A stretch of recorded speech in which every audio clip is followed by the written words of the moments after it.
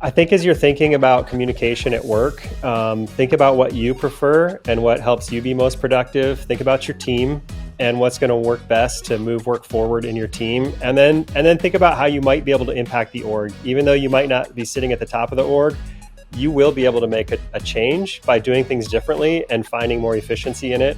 So just really thinking about all of your interactions are so important. And what are you learning from the last one that you can apply to the next one?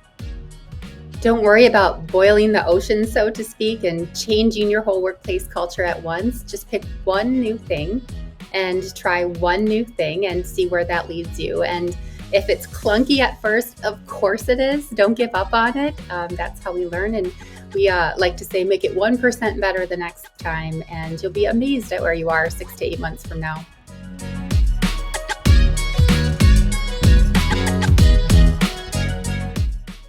Good morning, good evening, good afternoon, wherever you are and wherever you're watching from. My name is Matt Pierce, host of the Visual Lounge, where we talk about using images and videos in the workplace. Today, we're going to be talking about workplace communication. And you're probably saying, I have too much workplace communication. Please don't give me any more. Or it's, oh, why does that take so long? Or why is it so hard? Or why so many meetings? Why does this? Why that? Workplace communication is one of those things that we probably don't talk about a lot. But it's one of those things that affects our every single day of what we do. And today, we've got two great guests who are going to help walk us through how we can maybe get some better workplace communication or things that we should be talking about and thinking about to help us improve. So first off, Emmie Musser, Senior Portfolio Marketing Manager and passionate student of the social science aspects of communication in the workplace. Emmie's main area of focus is working to better understand common pain points among businesses and teams, especially those working in hybrid and remote environments, to help them find solutions through improved processes and technology. Daniel Foster is a Director of Strategy at TechSmith, who, of course, we make Camtasia, Snagit, and all their great tools. Daniel helps the company invest and experiment for growth. He has 21 years of software industry experience, spanning strategy, product marketing, and community. Daniel enjoys world travel. He's got some favorite places, including India, Israel, Brazil, and China, and he loves sailing on liquid and solid water, if you know what that is, disc golf, and he loves speaking at conferences. With that said, please help me welcome Emmie and Daniel back to the Visual Lounge. Welcome. Thank you. Welcome to both of you. Thank you so much for joining me. Glad to be here. It's always a privilege. Yeah, so I want to start off, Emmie, we're going to ask the first question to you. I would love to know, because obviously you're doing all this work right now, a lot of workplace strategy stuff, workplace comms. How did you get involved with this idea of like improving the workplace and workplace communication? Well, workplace communication trends have shifted decade after decade. There's nothing new about that. But of course, we were all thrust into a forced change when we had to go remote a few years ago. And then we are now out of that time and able to go back. And that's where my interest really peaked, is this thought of, what does going back mean? Are we going back to the same exact workplace that we had before?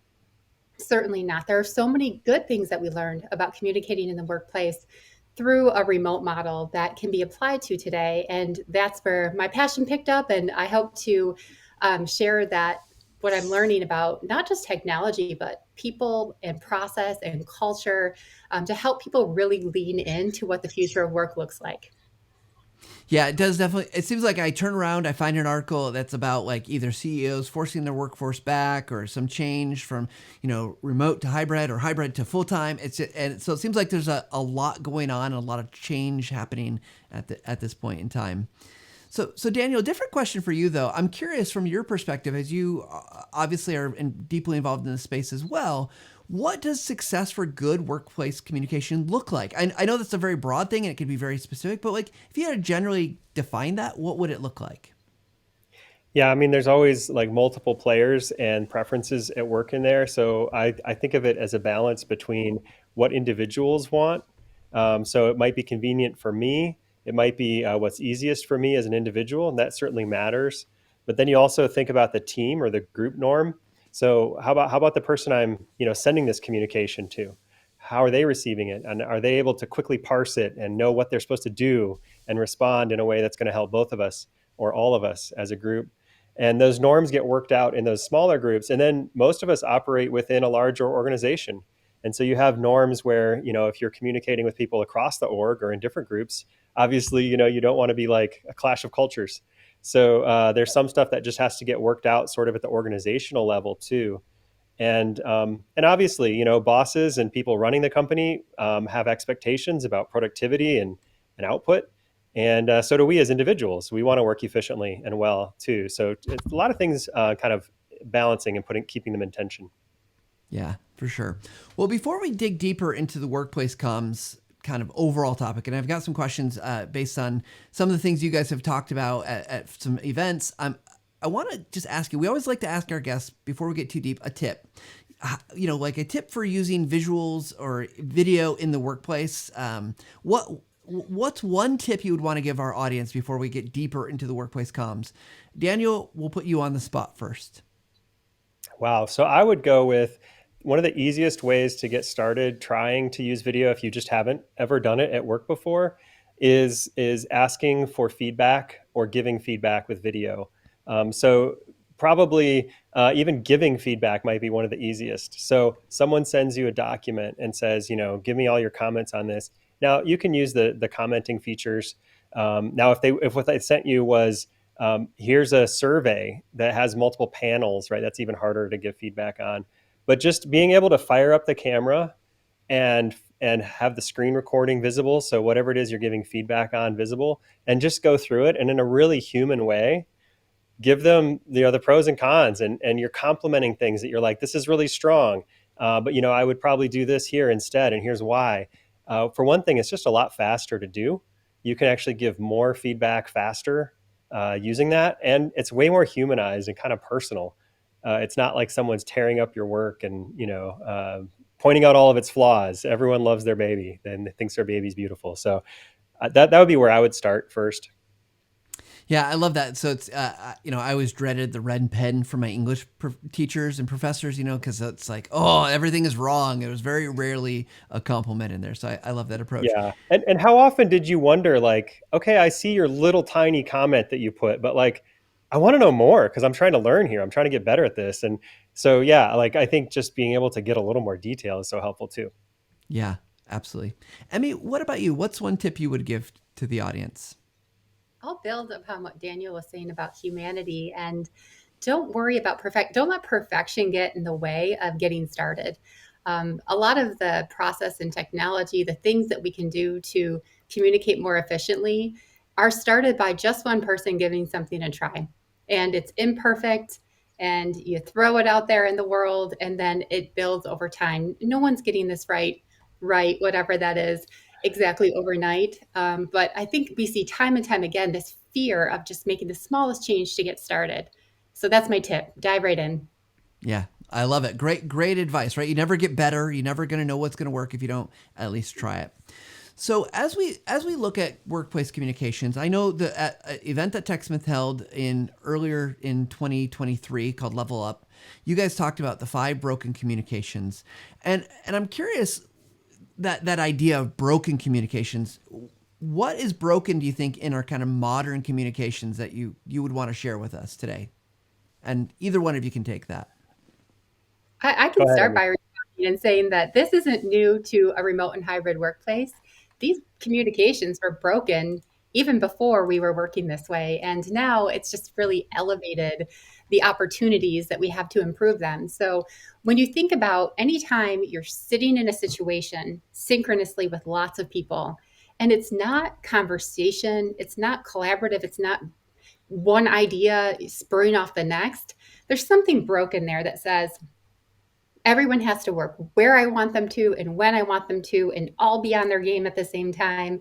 There's a better way to communicate with one another because we know that that's not realistic to think that everyone, for whatever reasons, showing up with the right set of information and mind share to really bring the best work forward. So that's when we talk about the 5 broken communications. You'll see that theme throughout each of them, that this idea of forcing people of when and where to work and expecting that we're all magically going to be on point at the same time is really unrealistic. Yeah, I For think sure. the idea that I can work independently, but if we work, the only way that we can work is in a room, in a meeting, or in a Zoom. it just doesn't work anymore, and it's so inflexible. And so it bumps up against the other things that we all want, which is flexibility in where and when we work, and everybody wants that to some degree. And some of us are granted that a lot because our companies are like all in on hybrid. And some of us, take it here and there where we can. But yeah, all of that is kind of fighting against that to say I have to command your presence, and maybe I'll command your attention. Maybe, that's optional. You might be on your phone or thinking about something else. But, that's the only way that I'm going to get a group of people to do some work together. And we've moved way beyond that, right? And tooling can help us or get in the way of that, but it's also that mindset.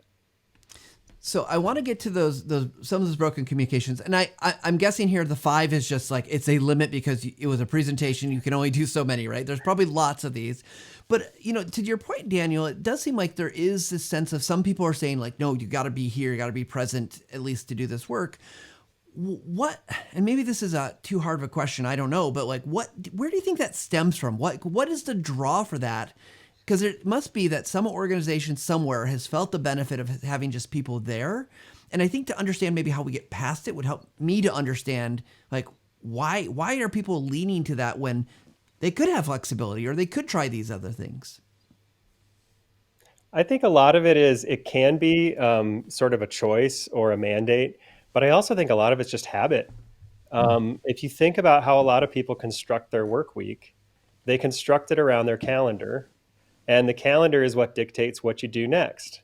And so if I need something from other people, the only way I'm going to get it is if I put a thing on their calendar and make them show up, right? And then that kind of breeds more of that habit, because then I look at my week and I go, well, these are all my commitments, my meetings, and then maybe if I have other work that's my own work or deep work or planning or something like that, I'll try to fit it around that. So a lot of it just, I think, gets there because it becomes the dominant kind of habitual way to work unless you break that. Yeah, it does feel like there's trust there too, right? Like if I need something done, and the only way I can trust and ensure it's going to get done is if it's maybe in that slot, whereas otherwise I have to trust that you're going to get to it or I'm going to get to it, whatever it might be. Right. So I appreciate that. Yeah, if I Emmie, can please. I like that you added that trust and accountability.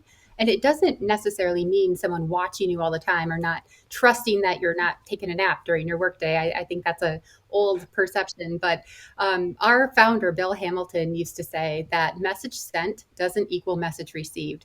And a recent study by Forbes reported the number one frustration that people have working remote and hybrid with digital communication is sending a message and feeling lack of response for extended period of time.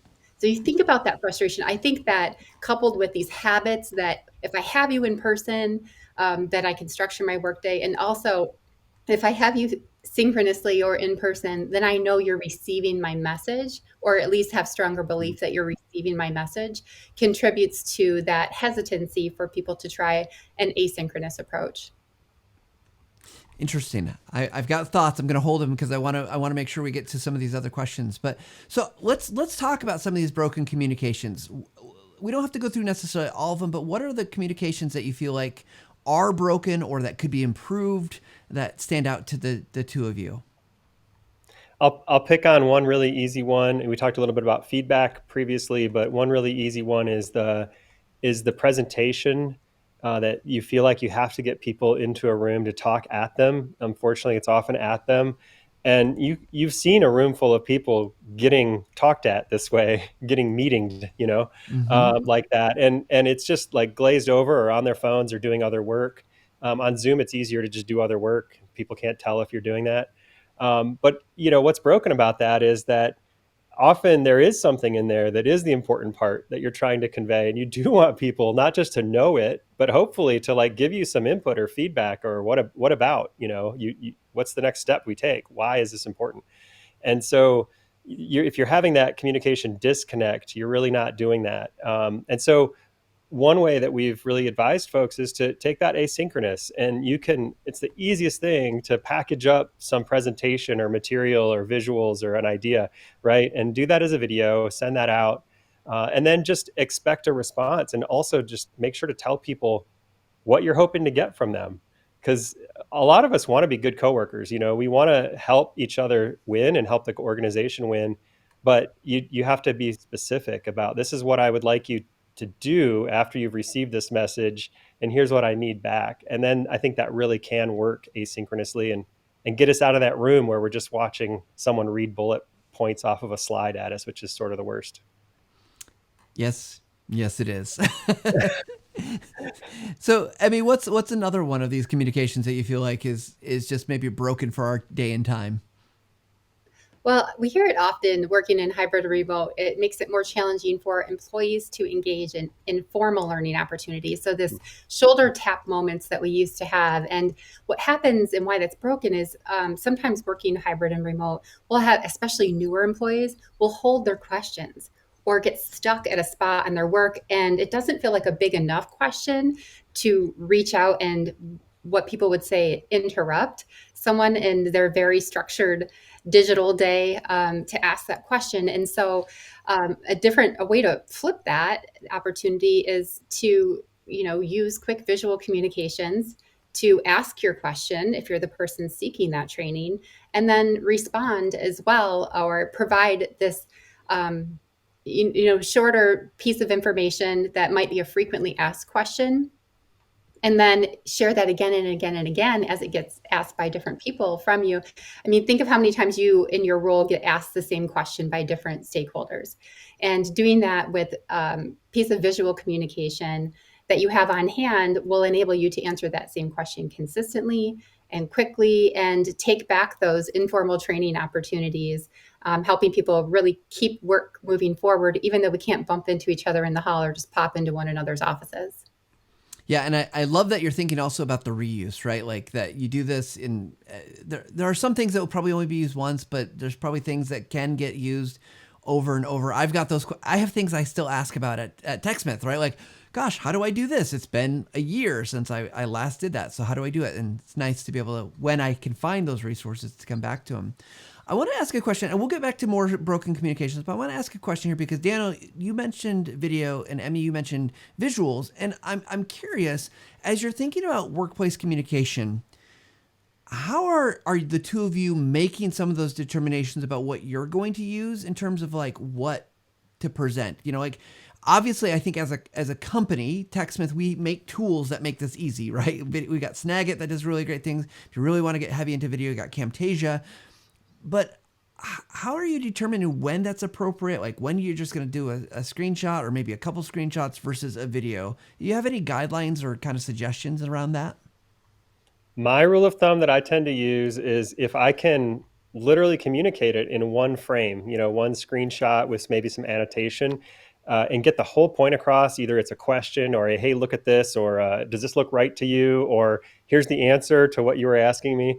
If I can do that in one frame, I will do that as a screenshot. Often I just copy and paste that into Slack, right? Because that's our hub of work. Often that's where the question came in.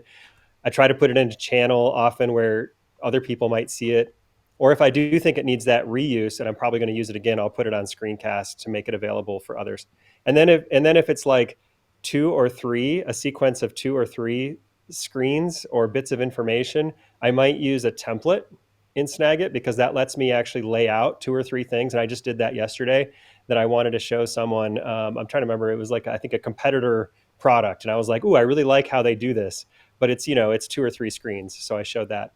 And then if it's like something that unfolds over time, or I want to explain it and really narrate it and go in more in depth, or it's multiple kind of screens or steps, then that's when I use video. I mean, again, yeah, I will brag on Snagit a little bit, but all of them are equally easy to do. It's not like I have to like plan a lot.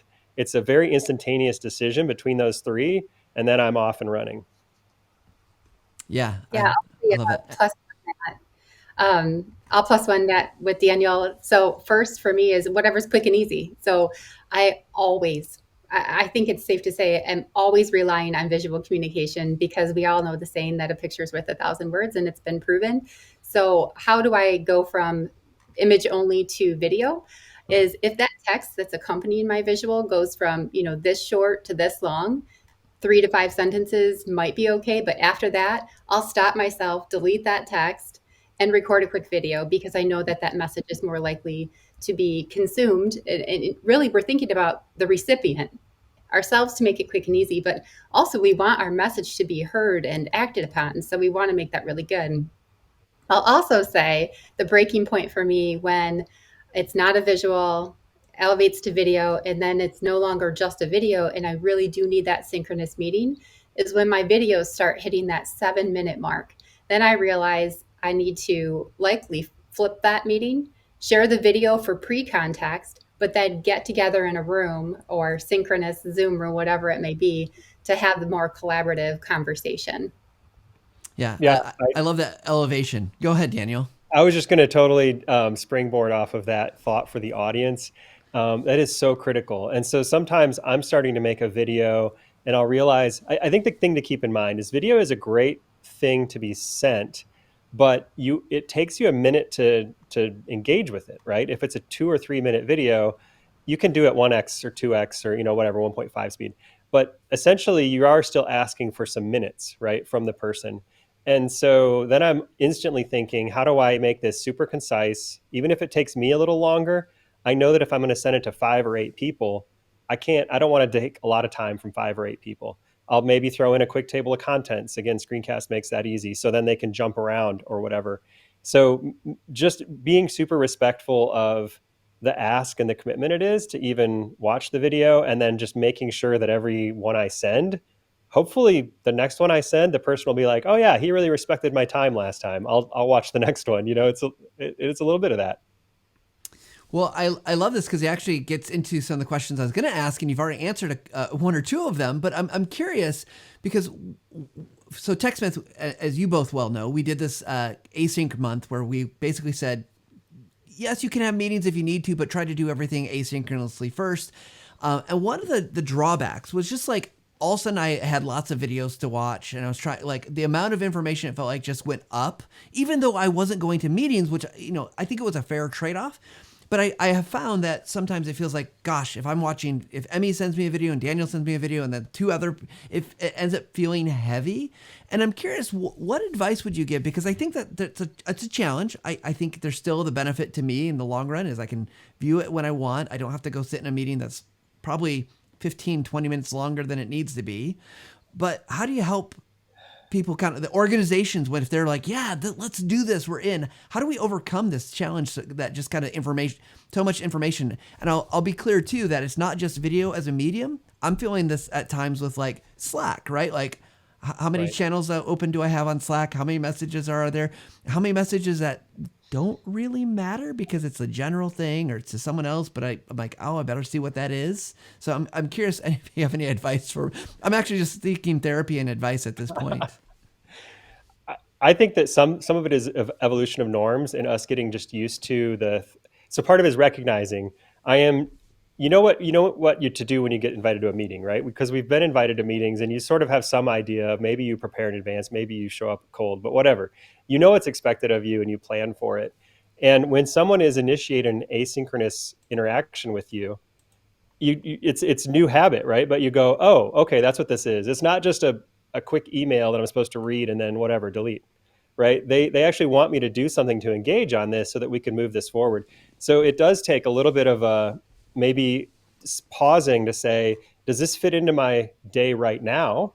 Or does this fit into my day later? And how will I make space for that if it's later or by tomorrow? And again, that's where the really clear asks and the really clear deadlines are so critical to making asynchronous work, is that the person asking has to be clear. But if you know that, then you can use, like in Slack, you can say, remind me in an hour, or you can put a meeting with yourself on your calendar if that's the best way to protect the time, right? And then watch that later and spend the time with it deserves. So yeah, it feels a little bit like you're still building social contracts, but it's a different contract, right? A meeting is a social contract that you're either gonna accept or you're gonna decline the meeting. But then if you accept, you're gonna show up, you're gonna be ready to participate or be there at least in body. So it does feel a little different, right? And I think we have to change some things. So I'm curious. And Emmie, I'd love to get your perspective on this, particularly because these changes, takes momentum. Takes influence for this to work through an organization. Again, if I'm a leader in an organization, whether it's a smaller team or maybe it's a department or who knows, maybe it's a CEO, what advice would you give about changing that momentum and influence to make this possible? Because I definitely have talked to people who said, "Oh, my company would never want to do this. We like meetings, or they're very culturally meeting heavy." So, what would you say to that group? Well, that feeling of asynchronous and overcoming it. So when we did our experiment at TechSmith, we did take an extreme route of async first, trying to go to almost no meetings to really immerse ourselves in the problem. And we didn't believe that that was going to be our recommended solution at the end. And we proved out that it wasn't. But we intentionally didn't set a lot of guidelines and guardrails, or what we're calling norms, because we wanted those to come from our team. And so that's my advice, is to let the norms come from your team. We can share what's working at TechSmith, and that might work for your teams as well. However, you're probably going to have even more innovative, relevant solutions because of the habits you already have working together. And at the end of the day, it's about intentionality. So if I were to set a hard and fast rule to get started with a truly thriving async culture, I'd say start by replacing your one-way meetings. The one-way meetings, like inform meetings, status updates, metric shareouts, that direct feedback, those can be async. And that's a good, safe starting spot that gets you out of those places where you're sitting just staring at Zoom or in an in-person meeting with one person talking the whole time. From there, you can start to establish some norms. And I'll just share two. I have a long list. I'd happy to share the whole thing. But building on what Daniel said, and he said this before, the 3 Ds. When you are reaching out for feedback, ask for what feedback you do want, the feedback you don't want, and a deadline. And I think what happened in our asynchronous environment in July, we were peppered with messages from lots of different channels, like you mentioned, Matt.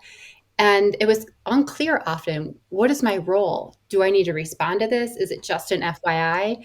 And since we're not seeing each other ever, like, what's the equivalent of saying, yeah, I've got that? So use the 3 Ds, the feedback you do want, don't want, and a deadline. And then the second piece of advice is emojis. Oftentimes we just need a thumbs up or a, hey, yes, message received. And it doesn't have to be, we don't need a response on everything all of the time, but we do need that affirmation. So our teams have adopted emoji use, and it actually provides a little bit of fun to the day too. It's funny you bring this up because I literally was having a conversation right before this about how we should probably have like 5 standard emojis that mean like very specific things. Like obviously the eyes get used a lot. Like, oh, I see that, but like maybe a clock that's like, I'm getting to this later. You just gonna have to wait, or whatever it might be. We know from some news reports that the thumbs up is that's passive aggressive, I guess now. So I don't know if I can use that or not. I still do. At least don't use it often, right? Right. So Yeah, so and some teams actually have, created those norms. It's kind of a matter again of like if each team or pod has its own culture, then how do you translate that? But yeah, I just want to point out really quickly, those 3 Ds, that's actually the same thing that should go through our head when we're sent a calendar invite, right? Is like, do I know what my role in this is? Should I even accept this invite? Does it have an agenda? And sometimes you're stuck in the room, and that's the problem with synchronous meetings is you're trapped there, and most of us don't have a culture of like use your feet, vote with your feet. That's just a little hard to do with your team. But some of that sometimes you realize halfway through like there is actually no role here, or I don't know what this person is actually asking for. So we're going to have this really long, complicated discussion, and it's probably going to go nowhere. And I would rather be doing something else. So at least with asynchronous, you can kind of make those judgment calls without sort of being trapped in the room. absolutely. Well, I have 1 or 2 more questions, but I want to make sure we've got 2 at least of the 5 broken communications. Let's get a few more here. What else is broken in our communications? One I'd that love I, to share. yeah, Oh, you, Emmy, go ahead. okay, I'll share one of my favorites. So I do not like writing meeting agendas. It seems just laborious to me. But meetings without context, of course, are a broken communications. And so, what is a better way to provide context prior to a meeting that's not, typing up a very long agenda? And this is where I love to use video. I'll prompt questions and share a 1 to 2 minute video as my pre-meeting agenda, and to provide any base layer of information that I want people to already have and mull over before they get in that room. And one of the biggest reasons I love that, not just because I personally don't like creating agendas, is it really promotes inclusion. We all know that there are blurters in the world, and I'm one of them. So I'm not saying that as a negative. I think something and I can blurt it right out. But there are also people who are more introverted or deliberate, have just a different process for um, processing information and then being confident sharing it. And so it really levels the playing field to provide that little bit of context with video, with a little personality, a little humanity, before you get people together synchronously so all your voices can be heard. Emmie, I've never heard that term blurter, but it makes so much sense. And I might be the opposite where I'm like, I need like several hours and then I'll have something come to me that I blurted out and no one's there to hear me. So I love it. Daniel, another broken communication for us? So one that I've experienced, a lot of organizations have different sort of work practices. At TechSmith, we use agile methodology-ish. We're not real religious about it, but one of the kind of ceremonies or things that happens on Cadence is teams demo their work, right? So they're showing like, hey, here's what we've accomplished, and often it's unclear who is that for and what's the purpose. What is it supposed to do? Is it just backslaps and like, hey, high fives? Or is it, actually demoing it for some stakeholders to give some input on,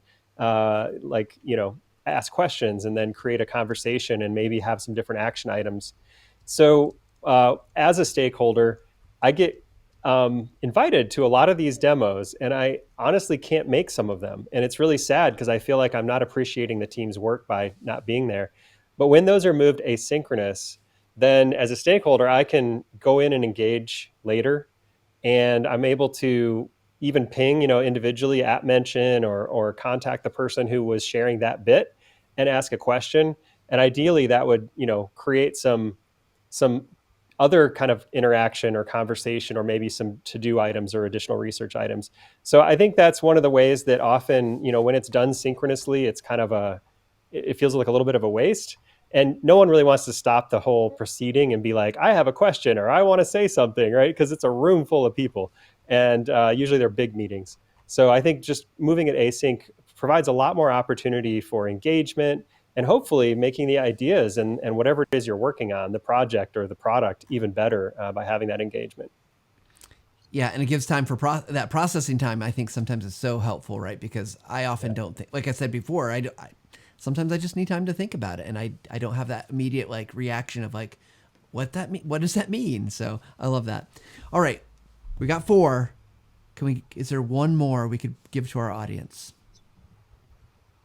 I think that Daniel touched on it earlier, but the metrics update. So many of our goals require us to share very detailed, complex information. And if you've ever said, I've always think of the Charlie Brown teacher, wah, wah, wah, wah, wah. It can be really tough to sit through those meetings, but also it's really tough to deliver that information. And organizations have found that when you present it live, that you miss certain points that are key. So if you flip that and present your metrics asynchronously, then it allows us to be, of course, more efficient with our time. You can record that video once and share it with everyone who needs to see it. So we don't all have to sit in the same place watching that share out. And people can watch it when it works best for them. When it works best for them is really important with metric share outs, because when you're getting a lot of data and your mind's not there because it's torn in different places for a different project, or maybe you have to be somewhere at 3 p.m. and that's on your mind. And therefore, not being super present for whatever reason can make that share out inefficient. So provide a video, people can watch it on 2 times the speed, they can slow it down, they can rewind, watch it again. So it allows us to be more thorough and accurate, more gracious to our recipient of that information, more inclusive because people have time to process that information before they ask questions. And also ultimately allows organizations to be more data driven, because we're going to miss less of that important context.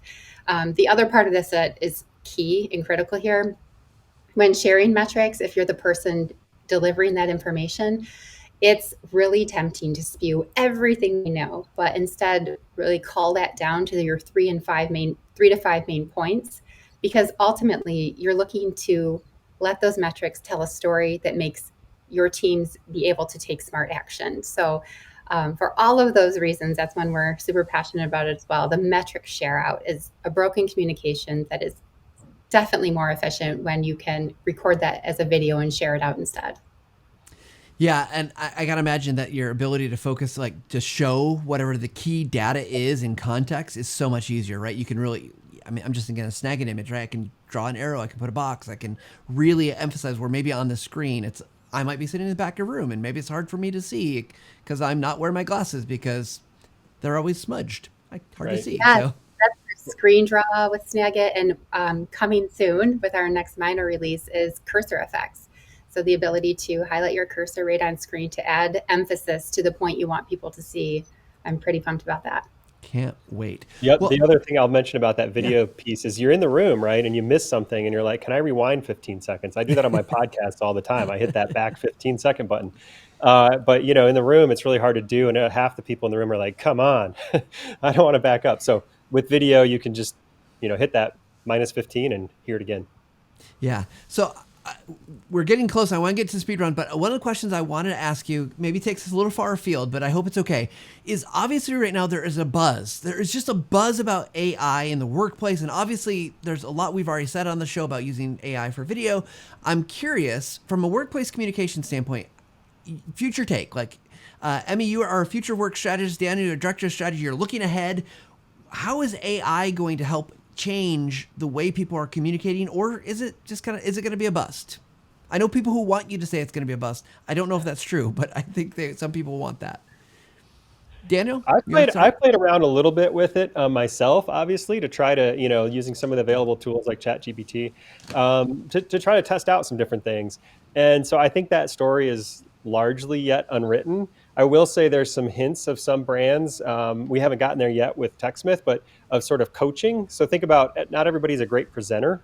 And we all, when we're making a video or just presenting information verbally, we're basically a presenter, right? And so I think that there's some AI opportunity there to help us in the delivery. And then I would also say in the planning, so far, I've had mixed success, but I have asked ChatGPT to help me outline something, right? Outline a communication, not write it because I don't trust it that much yet, and especially not to know my context, right, or my product. But I think I used to teach public presentations, right, and a lot of it is like there are standard outlines, standard formats, standard ways of putting together information that are very much a pattern and a formula. And if you don't know them or you're not thinking of the right one, I think AI will definitely help us in that. Absolutely. Emmie, what about you? Well, I agree. We're still exploring here. What I can say is that a blank sheet of paper is really hard. And so even when you have a message to deliver that seems relatively simple, uh, something like a chat GPT can be good to get your thoughts rolling.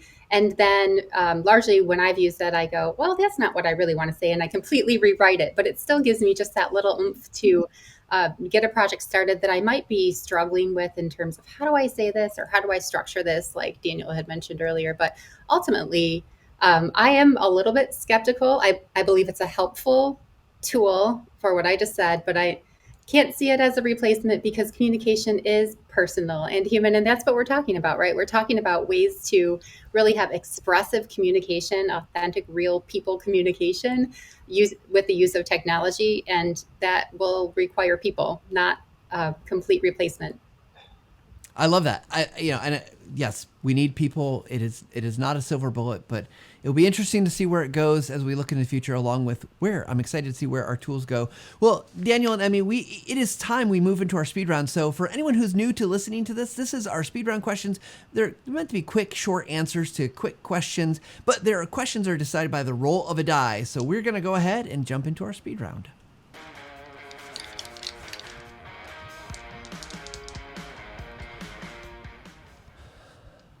All right, so I've got two dice here. I've got a white die and a black die. Just keeps it easy to keep them separated. Emmie, we'll give you the white one. Daniel, we'll give you the black one. We're going to roll them at the same time. You might get different questions, and that's okay, but here we go. Let me switch over to our infamous dice cam here, if I can find the right button.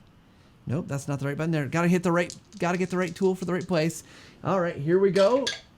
We've got, so Emmie, you're going to get question 10, and Daniel, you're going to get question number 5. So, Emmie, starting with you, obviously you're all in on this workplace communication. So what's the next big thing for you that you're going to work on?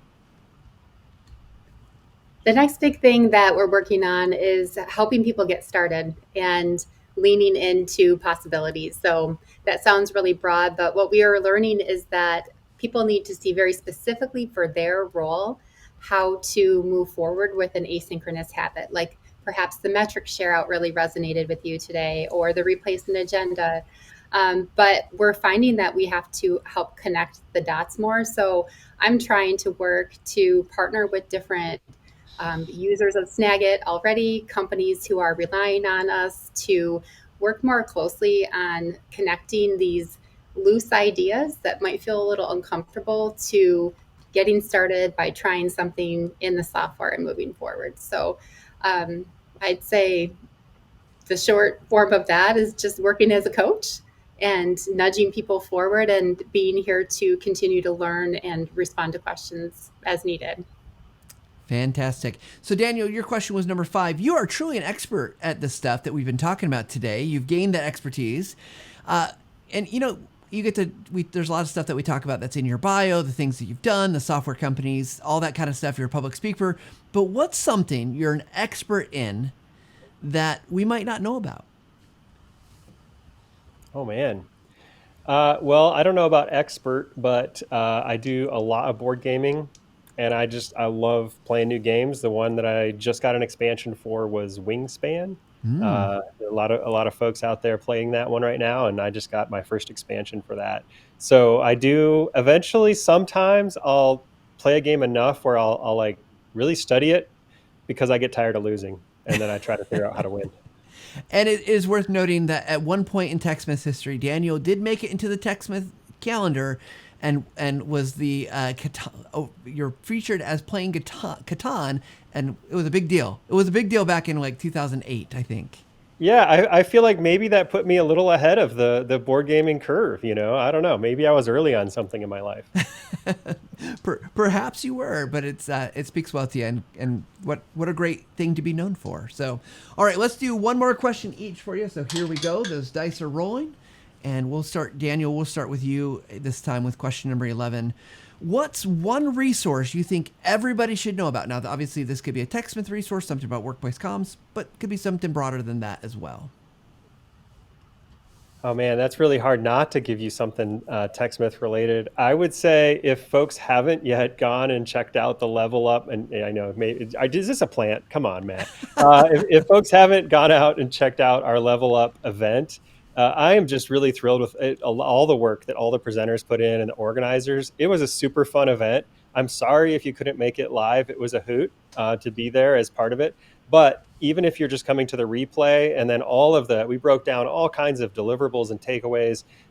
Go check that out. I'm sure can be a link in the show notes. Emmie and I did a presentation there that we keep finding interest in. People keep kind of coming back to that and saying like, those concepts are helpful. So anyway, I'm biased, but yeah, I think that would be helpful.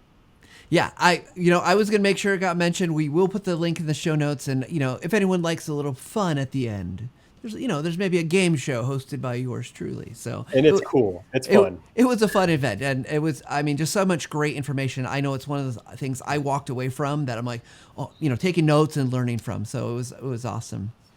So, Emmie, you got a 4 on the die. So it's,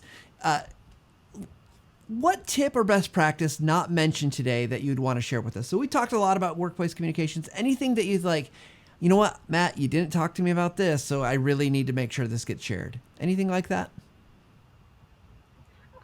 Maybe I mentioned it, but it's worth re-mentioning the 7-minute rule. If you find yourself and you're going to be in a meeting where you're talking directly at people for more than 7 minutes, then consider recording that and flipping it. Conversely, if you're recording a video and you're hitting that 7-minute mark, wrap it up and then schedule the synchronous part. So there's something to be said about attention span and engagement that over a certain time period, you're just going to lose people. So using that 7-minute mark is my personal, still vetting it myself, a tip for you, but I think you'll find it useful. I love it. It's very practical, right? I can remember 7 minutes is my cutoff. All right, Daniel and Emmie, obviously you've got a lot more to share than what we can cover in a single podcast. Where can people find you, or is there anything you would like to let us know about that we haven't talked about already? Love to have you find me on LinkedIn and connect. I really like hearing stories about people trying out concepts like this and what they're learning and what works and what doesn't, because all of that feeds into, my view of how to help guide and coach all this. Perfect. Emmie, what about you? Yes, please find us on LinkedIn, and I'll speak for Daniel on this too. I think the favorite part of our job is speaking to our own customers, but also speaking to anyone who's in this space who has interest to hear your stories. And that's one thing that we don't want to replace async. We would love to actually spend some time getting to know anyone who wants to give us 15 minutes on your calendar. Yeah, and we will link to your LinkedIn profiles in the show notes so that way it makes it easy for anyone that wants to connect and find you. Okay, guys, as we wrap up today's show, we always like to do our final take. So, Daniel, we'll start with you, and then Emmie will have you wrap us up. So, Daniel, what is your final take? I think as you're thinking about communication at work, think about what you prefer and what helps you be most productive. Think about your team and what's going to work best to move work forward in your team. And then think about how you might be able to impact the org. Even though you might not be sitting at the top of the org, you will be able to make a change by doing things differently and finding more efficiency in it. So just really thinking about all of your interactions are so important. And what are you learning from the last one that you can apply to the next one? Perfect. And Emmie, what about you? What's your final take? Don't worry about boiling the ocean, so to speak, and changing your whole workplace culture at once. Just pick one new thing and try one new thing and see where that leads you. And if it's clunky at first, of course it is. Don't give up on it. That's how we learn. And we like to say, make it 1% better the next time, and you'll be amazed at where you are 6 to 8 months from now. Absolutely. Well, thank you both so much for joining me today on the Visual Lounge. Thank you, Matt. You bet. Yeah, thanks. All right, everybody, you heard it here. You can go out and try these things. As Emmie said, that 1% rule is such a beautiful thing when you're communicating, when you're trying to get better at anything. So go try one of these things. You can always let Daniel and Emmie know. If you don't want to go through that process, you want to let us know at the Visual Lounge, you can email us at the Visual Lounge or just at TechSmith on social media if that's your thing as well. We'd love to hear from you and love to hear, like, does this make your communication better? Have you tried it out? Have you applied any of these principles? Because we know, like I have said very openly, communication is hard. It's hard to get good at it. It's hard to make sure it's fitting in when I'm the communicator or I'm getting overloaded and inundated with all these meetings and things I have to do. We just want to make your life a little bit easier. And of course, we've got tools that can help you do that, like Snagit and Camtasia. So whatever you're doing, wherever you are, we hope you take a little bit of time to level up every single day. Thanks, everybody. We'll see you next time.